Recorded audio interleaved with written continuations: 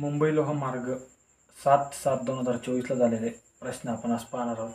तर चला मग सुरुवात करू. विद्यार्थी मित्रांनो, दोन संख्यांचे गुणोत्तर 5/7 आहे.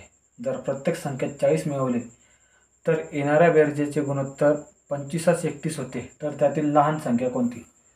लहान संख्या सांगितली, बरोबर. आता काय करायचं माहिती का, दोन संख्यांचे गुणोत्तर दिले. पहिली संख्या आणि दुसरी संख्या. पहिलीचं गुणोत्तर काय? 5 आहे, दुसरीचं 7 आहे. असं यांना 5x मानलं आणि यांना 7x असं मानून घेतलं. त्यानंतर काय म्हणतात, त्यांच्यात 40 मिळवले. त्यांचं नवीन गुणोत्तर काय होतं? 25/31 होतं. मग अशा वेळेस काय करायचं, आडवी मांडणी करता, बरोबर.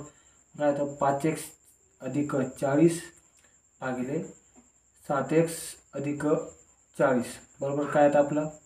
25/31. 31 त्या पूर्ण याला वरती गुणिले जाईल. मग तो कसं येईल?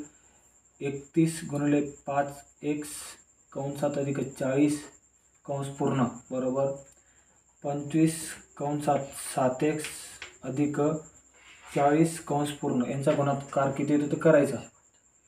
आता 35 पाचा करायचा. हा एक जसा तसा 5 1 5 5 3 15 155 बरोबर अधिक 31 गुणिले 4 करायचा. हा शून्य जसा तसा ठेवून घ्यायचा. 4 1 4 4 3 12 बरोबर.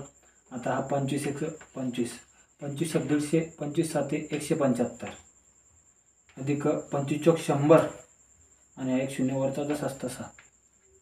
आता हा इकडे वजा होईल, किती उरले इथं? 240 उरतील. हा 1000 इकडे 1200 मधनं वजा होईल, 1240 मधला. आणि 155 हा 175 मधनं वजा होईल. किती उरतील ते? 20 उरतील. 20x बरोबर. आता एक शून्य गेला, x बरोबर आपला 12 येईल. टाकायचं. ती लहान संख्या सांगितली. लहान संख्या कुठली? 5x अधिक 40 आहे. पण संख्या कोणती आपली? 5x. त्याच्यात 40 नंतर मिळवली. मग 12 पंचे 60. 12 गुणिले 5 होतील ते 60. म्हणून ऑप्शन क्रमांक 1 आपलं उत्तर बरोबर आहे. प्रश्न क्रमांक 2. एका आयताकृती शेताची लांबी 1.2 किलोमीटर असून त्याची रुंदी 400 मीटर आहे. तर लांबीचे रुंदीशी गुणोत्तर काय? लांबीचे रुंदीशी विचारले, म्हणजे पहिले लांबी येईल मग रुंदी येईल. आता काय युनिट वेगवेगळं आहे. 1 किलोमीटरमध्ये, हे मीटरमध्ये. 1.2 किलोमीटर म्हणजे किती? 1200 मीटर बरोबर. आणि हे 400 मीटर जसंच तसं आहे. घ्यायचं यांना कमी करत चालायचं. हे प्रमाणवादी सांगितले. याचे 2 शून्य गेले, याचे 2 गेले. हा 4 1 4 4 3 12. 3 असं एक ऑप्शन कुठे आहे आपलं? ऑप्शन क्रमांक 2. म्हणून ऑप्शन क्रमांक 2 आपलं उत्तर बरोबर आहे. प्रश्न क्रमांक 3.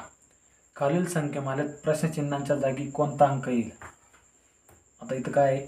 4 9 25 49 121 169 बरोबर. आता हा बुद्धिमत्तेचा प्रश्न आहे. हा 4 9 25 49 121 169. आता हा 2चा वर्ग आहे, हा 3चा वर्ग आहे, हा 5चा वर्ग आहे, हा 7चा वर्ग आहे, हा 11चा वर्ग आहे, हा 13चा वर्ग आहे. पण इथं वर्ग दिलेले ते संख्या बरोबर आहे. पण इथं कॉमन काय युनिक म्हणजे इथं मूळ संख्या दिलेल्या आहेत. 2 3 5 7 11 13.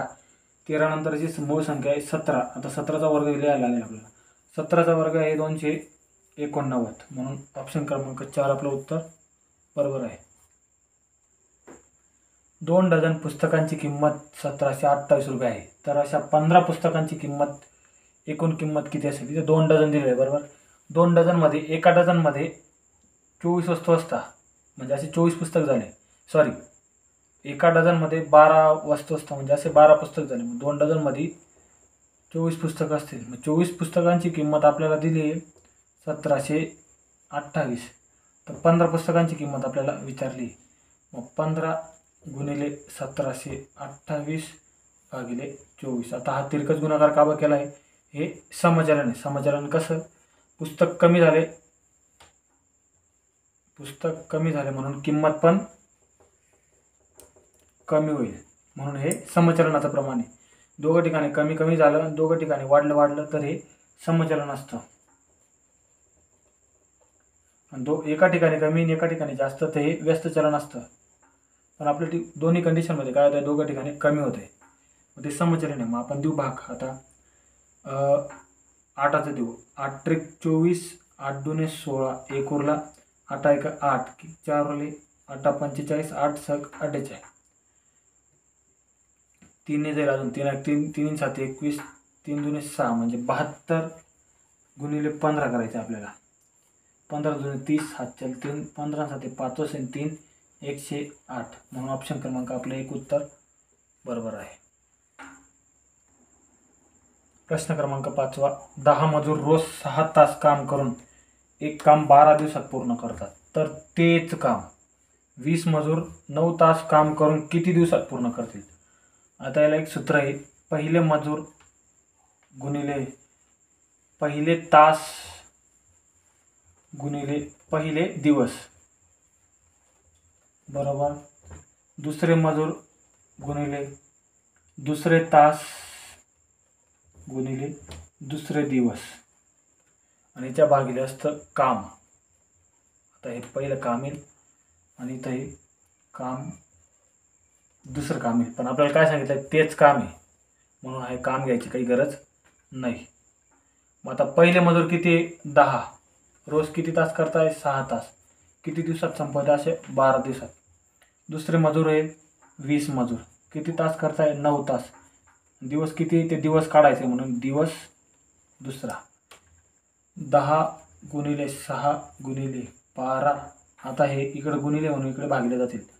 20 गुणिले 9, 10 1 10, 10 दुने 20, 2 1 2, 2 त्रिक 6, 3 1 3, 3 त्रिक 9, 3 1 3, 3 चौक 12 म्हणजे 4 आपलं उत्तर बरोबर आहे. म्हणून ऑप्शन क्रमांक 4 आपलं उत्तर बरोबर आहे.